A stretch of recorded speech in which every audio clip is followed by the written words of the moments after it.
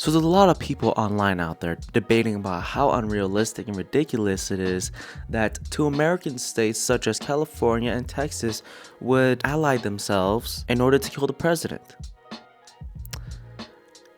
And all I have to say to that is, in a dystopian world where America is run by a dictatorship, a terrible president or maybe a fascist leader or something like that, wouldn't you say it's possible for two states to set aside their differences temporarily in order to kill that said president?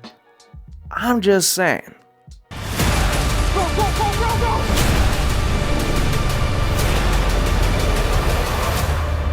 God bless America.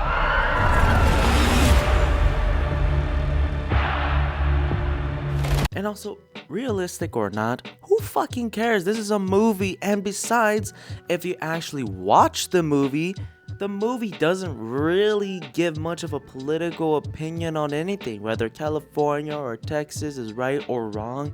We're following journalists, news photographers, or just photographers. We're following Kirsten Dunst's character, who's just a photographer trying to capture the truth through her images.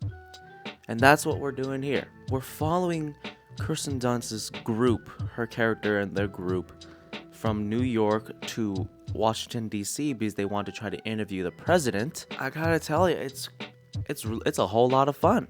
It's really exciting, but also really intense. And if you've seen the trailer, I mean, if you know what I mean, Well, you're American, okay? Okay. What kind of American are you? You don't know?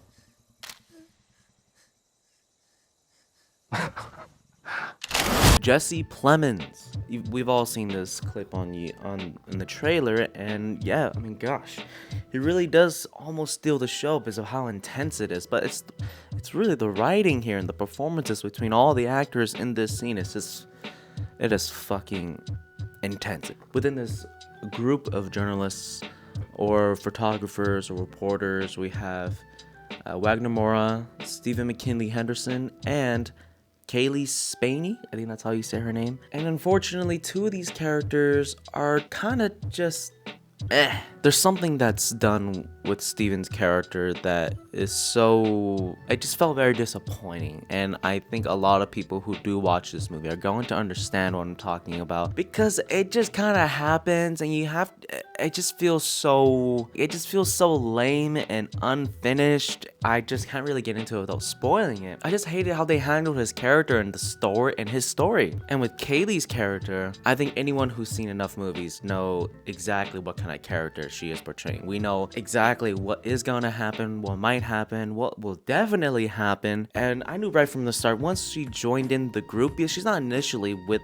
our main trio here, she's the audience character, and unfortunately she's written like a cliche little kid who really wants to prove herself and learn from the pros. And if you've seen enough movies, you know exactly what happens with this kind of character and what she does and causes other things to happen. And towards the third act of the movie, I think the storyline with Steven was just kind of disappointing, and the character direction for Kaylee was just so cliche. And when we get to the ending of this movie, I did not like it. As horrifying and awesome and badass this third act was, I felt let down, because I guess a part of me was sort of hoping to see something else. I was wishing for them to really stick the landing with Dunst's character, but they didn't. And I saw what was gonna happen a mile away. Even though it's as haunting as I knew it would be, I also felt like I saw this from a mile away. And like I said, I saw it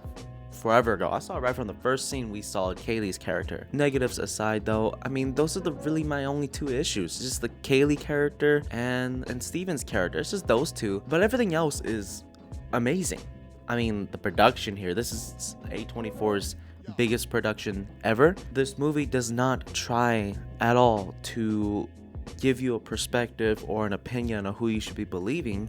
We're just following these journalists who have, or these photographers who have no perspective, no opinion on anything, and they just want to try to capture images. I'd have to agree with what Jeremy John said in his review about how some of the music choices were kind of awkward, although maybe that's the point. Maybe it's trying to capture the feel of what it's like to have to be a wartime photographer, what you kind of have to accept. Because I used to be a news photographer, of course it's very different from being a war photographer, but a lot of the feelings are very mutual, where I know I meet a lot of folks out there in the biz. A lot of us, even though there's so much chaos going around whenever we're at a crime scene or some shit, people are dead, dying, we sort of block it out and just try to find some joy in the little things that are happening around us, and that's how we push through it. That's how we accept what is happening. Everybody in this film though are giving an amazing performance. You know, everyone here in this cast is brilliant, and you can tell each of them are very different, have different personalities and different perspectives on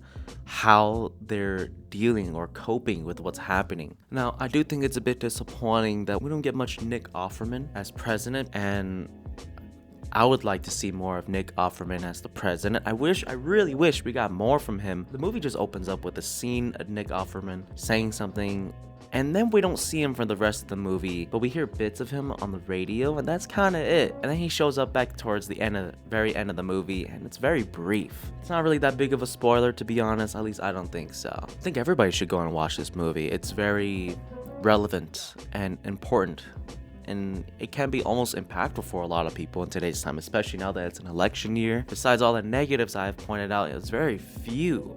It's only like 2 or 3, while the rest of the movie just amazing. We're watching a group of 4 just travel from New York to Washington DC, and we're just seeing what they experience along the way, and it's a lot of fun. People should be interested, fascinated to learn about this and to see just how horrifying it would be for America to have a civil war. It's all over the place. It's fucking crazy, and it's a horrifying reality that might just become true one day, you know?